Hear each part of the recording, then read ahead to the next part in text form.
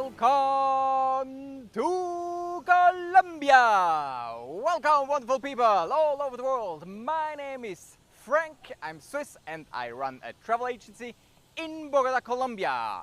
Currently I'm Letizia in the Amazon, and Letizia is the capital of the region of the department Amazonas, and it has 110 square kilometer of area. That means it's bigger than, for example, Iceland or South Korea. It's huge and it's almost no populated because there's Amazon forest everywhere. So what to do when coming to Letizia? What you can see almost everywhere is monkeys, all different kind of monkeys in the trees around Letizia. You go to lodges, you will find them everywhere where you find trees and food in the trees. So you will find monkeys everywhere and caimans in the water. And funny, I heard histories about caimans being 8, 10, up to 12 meters of size, of length. And I think this is in the land of fairy tales, but some indigenous, you know, they told me that those animals exist. I asked for photos and they said, yeah, you know, my granddad, he catched actually such an animal and they measured it, it was 12 meters. No photos, because it's a long time ago. What you also can see in the Amazon River is pink river dolphins. You have actually the gray ones and the pink ones. The pink ones are up to 1 meter 30 and it's amazing. It's amazing animal to see, to watch. It's really exciting. And usually do that with small boats. Also, of course, in the Amazon jungle you can find lots of birds, and I would say the most amazing bird that lives here is the harpy eagle. I think it's even the strongest eagle in the world. So this is generally what you can see in the Amazon River. So let's talk a little bit what to do in Letizia. So in Letizia itself, it's not the most beautiful town in the world, to be honest, but there is the Parque Santander, and this is amazing. Around 5:15 in the afternoon, I don't know how many birds arrive to stay there, to sleep on the trees, but it must be 10,000. And it's such a noise, and you see clouds of birds doing circles and then landing on the trees, and they're like this on the trees. It's really funny. Be careful. Also, all those birds, they have to poop, so when you're underneath the tree, yeah, they might hit you. Also, what is very good here in Letizia is check out the food, because here everything arrives, all the cargo, the food, the plants, the fish.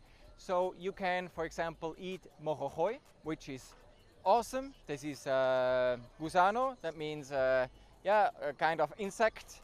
It's white, very fatty, protein rich. It's interesting. And also you can try juices with all kind of exotic fruits. So it's really cool. Hey Colombia traveler! Do not miss out on the great additional information we always provide below in the description sections of all our videos. Now back to the video. And then there's a super amazing place. It's called Mundo Amazonica. It's an ecological park and it's so amazing. It's actually a learning trail. They have 4 trails with different topics. We just did it today, and our guide is indigenous. He's from very far. It took him like, I don't know, 20 to 30 hours by boat coming here to Letizia some 10 years ago, and his English is now improving. And check it, it's really great. It's awesome. And you can learn so much stuff. And also they have an aquarium where you can see the electric eel, where you can see different sorts of fish. Go there. If you stay one night in Letizia, have some time, Mundo Amazonico, awesome place. Really can recommend it. It's just 20 minutes here from the city. And then there's also a great travel destination. It's called Puerto Nariño. It's between 2 and 3 hours by boat. It always depends also on the water level. So Puerto Nariño, it's a beautiful small town. There is no traffic. There's only ambulance and garbage truck. And it's really cozy. Also there is a Waira hotel where I stayed. I think it's the best. It's really good. nice, no air condition, but van, that's sufficient. And they have an ecological park nearby. You can see monkeys and all the water animals and everything from there. And it's a very good alternative to Leticia actually, because it's much quieter and it's so nice because you walk everywhere, all the locals walk everywhere, there's a local market, everybody's smiling, everybody's greeting. I love Puerto Nariño, it's a really nice place. Then there is Monkey Island, Isla de los Micos, and I was there 2018 during my first visit, and it's really cool because you stand and so dozens of monkeys, they come, they climb on you and everything, and it's really cool taking pictures. But there's a downside, and actually I recommend you not to go, because what happens, monkey usually they live in families and they travel all around the trees, always in the search of food, and when they stayed at some place and there is no more food, they travel ahead. On the island they're isolated, they're just on the island, and they brought that by humans. They say it was actually a drug trafficker who brought them there. And now when people go, sometimes the monkeys are aggressive, they get bitten, there is a problem with diseases. And also what they told me is that sometimes monkeys, they all die because they all have diseases, and they just capture new monkeys, place them on the island because it's a tourist attraction and they make a lot of money with it. So avoid Monkey Island. As cool as it is, taking pictures, I think it's not for the good of the animals. By the way, almost everything I'm talking about, we have separate videos of all the topics, so check out the YouTube channel and you will see detailed videos of all the destinations and activities to learn exactly what it is about. So let's go on. Then there is Macedonia. That's actually a very funny place. You have indigenous people, they dress up in their traditional costumes, they play music and they dance, and they take you for a dance, and it's a great show. Then there is Puerto Alegria. It's a small town and they have animals in captivity, so they give you sloths, give you monkeys, they have snakes on site. Everything is in capture and it's not sustainable. For the indigenous, it brings them money, so that's why they're doing it, and people want to see those animals very close. But the sloths, for example, you don't notice it because these animals, they move very slowly, but they're so stressed, and usually when they get captured and used as tourist attractions, after a couple of weeks or months they die. And then what they do, they just go and collect some more in the forest, and until they die again and again and again. So this is not sustainable tourism, and I really not recommend it to you. Maracha Reserve, this is on the Peruvian side, and that's really cool. It's quite big, and depending on the water level, you arrive by boat or you have to walk after a boat ride. And they have a huge lagoon, one of those huge trees. It's just immense. I don't know, the diameter is 25 meters, something like that. And it's really great, beautiful, good guides.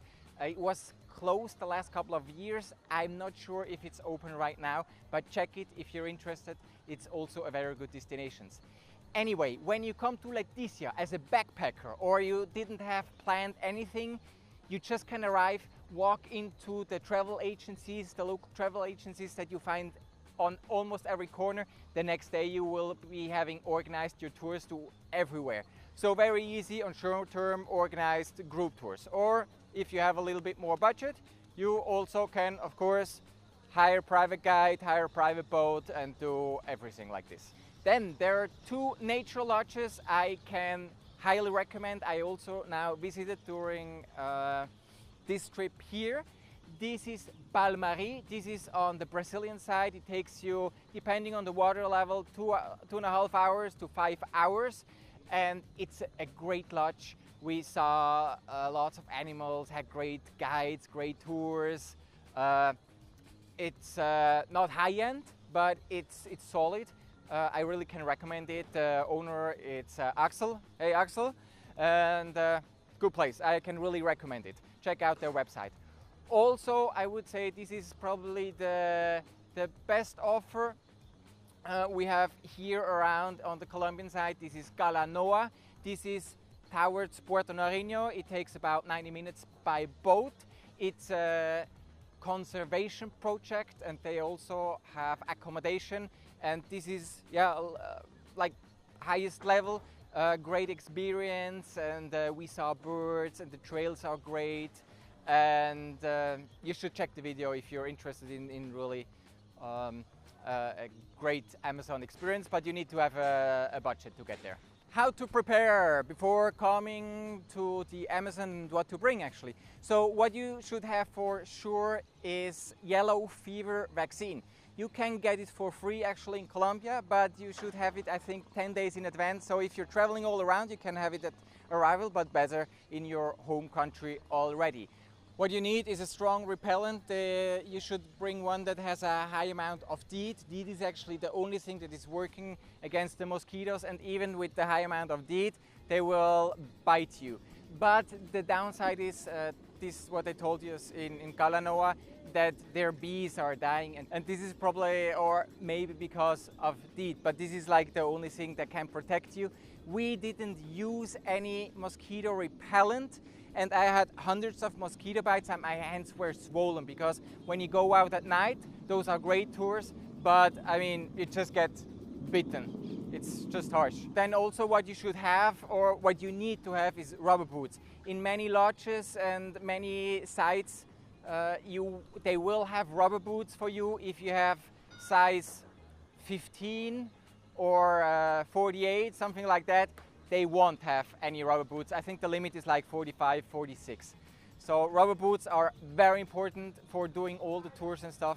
Bring it. Then long sleeves, long trousers, and also against mosquito bites. It's not just the long sleeves. I always had additional jacket that they cannot bite through the shirts, because this, they just bite through. So 2 layers. Very important. And also bring sun protection. Sun can be very harsh. It's raining a lot, so bring a raincoat, a poncho, or whatever against the rain, and sun protection, because when the sun comes out, it's lots of sun and it's very hot. Average temperature is like 26, 27 degrees Celsius. Also something that is very cool, you have boat connection to Manaus in Brazil and Iquitos in Peru.